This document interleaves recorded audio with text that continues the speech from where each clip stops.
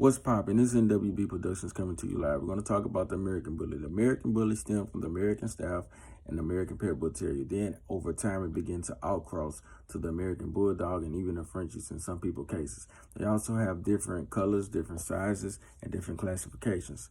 Three or four of them are recognized on a high level from the majority of registries. But overall, you have your nanos, micros, pockets, extreme, standards, classics, and XLs. These dogs are all the same, but they all come in different sizes. Same dog, different sizes. Also, when you think about this dog, they come in different colors. One of the more popular colors now is Merle. Merle is a color based off a gene. It's considered a birth defect. That's why, hence, you can't breed a Merle to a Merle, and you cannot breed a Merle to a white dog. A lot of people like the Merle. Some people don't love it or hate it. It's going to be here in the American Bully community to stay. Setups. Setups can vary depending on people, depending on the area, depending on the state, and just depending on what that person may consider acceptable or what that person may be able to work with. Some people consider chains with like 20-foot chains that are real light around a circle. Some people consider an open yard that bulls can run and can do the things necessary to succeed. Some people prefer that open yard. Some people prefer cages because they live in areas of high crime rate that people can steal and take from them. And so they want to keep their dogs secure while giving them the benefit of the doubt of having some form of shelter and being comfortable in the process. These different things doesn't define a person. What defines a person is how they take care of their bulls. What I mean, are you feeding it every day? Are you walking it? Are you walking it? Does it have water? Are the ribs showing? Is it chunky? What are you looking for? What's your goals and expectations? Are you overbreeding, or are you a puppy mill, or are you actually breeding to better the structure and the breed overall as a bully lover? Everybody that breeds dogs do not love them. Some people breed exotics, some people breed classics, some people breed XLs.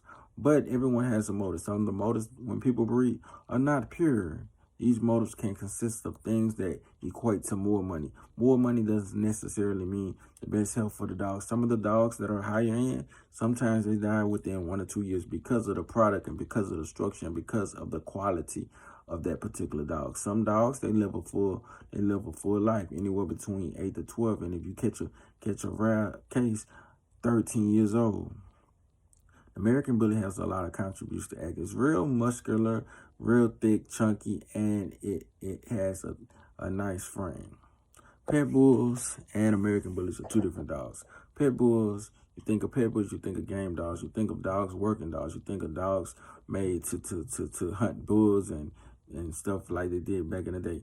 Hence the name Pit Bull. So, American Bully is a dog that basically, in a sense, is more bullier. It has similar features as the Pit Bull, but it's the exact opposite. A lot of times, a lot of American Bullies get mistaken for Pit Bulls, not because of their overall structure per se, but more so because of the way they look as far as the head, their body frame, and etc. But people fail to realize American Pit Bull Terriers can only get so big, 35 to about 35 pounds, sometimes a little bit more, sometimes a little bit less as an adult. And they are very lean, whereas American Bully can vary anywhere between, I say if you're going nano, probably like 25, 30, all the way up to about 120. This is because of outcrossing and breeding within inbreeding and line breeding and outcrossing. These things created different size dogs and different things, and as you see in many of the famous dogs today.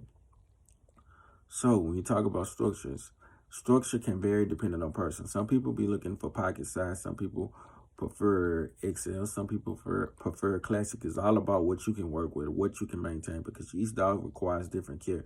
A nano dog, it most likely needs to be under AC 24/7, and you have to be careful the amount of energy it exerts, because it most likely probably won't live to be of age of that of a classic or an XL. Classic, you can probably do a little bit more. Extreme, you have to be careful because you don't want to overexert and overdo too much where it affects their heart. So, for me, for all the new subscribers, shout out to y'all. I'm proud, I'm happy.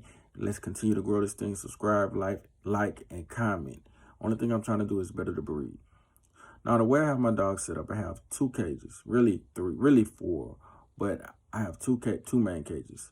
The reasons why I have my cages locked and per se and chained, because I stay in the hood. What does it mean to stay in the hood? Meaning that if I leave my cages unlocked, or I let them run loose, or I leave them in the house, it's a possibility that someone may steal them. So if someone steals my dogs, then I'm not able to appreciate them. So in order to give them the best quality of life for the area and the time I work with, I try to make sure they have water, food. I walk them. let them get 2 hours of exercises every day. And then once I'm finished all of those things, it's time to go to bed. It's time to go in your house, and it's time for them to get comfortable in their personal space.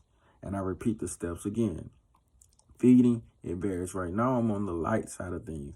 As you will hear me say in other videos, previous videos, as is, I'm on the light side of things. So I'm not feeding heavy. But when it comes to American bullies, again, we speaking on size, we speaking on what that person may be capable of doing, and just overall how to look at it. It's a companion dog, a great dog, great expectations, and it can excel in all areas. But I will address this once. When it comes to my dogs, I really love and I really care for my dogs. I really put the time and the energy and the effort into making them and giving them the best overall life that I can possibly give them. If you think anything other than that, you're wrong. I stay in the hood, so therefore people are still jiving and conniving and trying to get over and make it easy. But I prefer to have my dogs locked and secure because I don't want no one taking them. Yes, they can be in the house, but a person can break in the house and take it. They have a lower chance of being stolen if there is locked up in a cage, because not only do you have to get to them, but you also have to break the chain. And again, these are just common truths in the area which I stay. Again, I love my dogs. Let's keep it G all the way 3. As I told you about preference, I told you about size, I told you about different things from like the Merle gene and etc. These things varies depending on the dog. Next topic.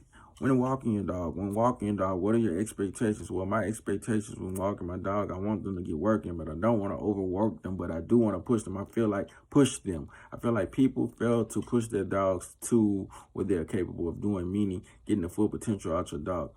I also think that it's nothing wrong with getting the full potential out your dog, because if you're getting your full potential, then that means you're putting your dog in a position to succeed long term. Also, next topic. Stacking. A lot of people don't really understand that stacking. They think it's animal cruelty. They think it's pain. They think holding them, making sure the animal is a certain way is torture. But the reality is, it's really not. It's just like any game animal or anything in general. When you walk in the dogs and the dog shows and they have different forms of dog shows. In American Bullies, one of the main things you will see a bully do is stack. Stack is basically lets you see the structure, the body build, and the overall width and overall size of the bull, whether it's heights, length, or etc. Stacking is very important in a sense. It lets you know what you're working with and what you're capable of producing. Producing meaning which ways you can better the breed. These things are all important.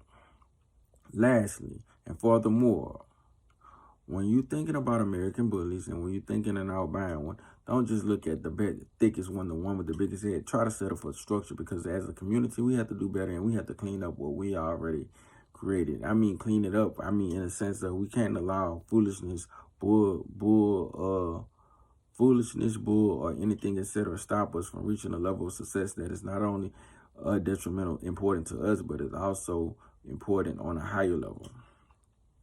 The goal is for everyone to see it and live up to expectation, but will they have the balls to do it? NWB Right coming to you live from one time. We're going to keep it G all the way free, 100% me. What are you doing?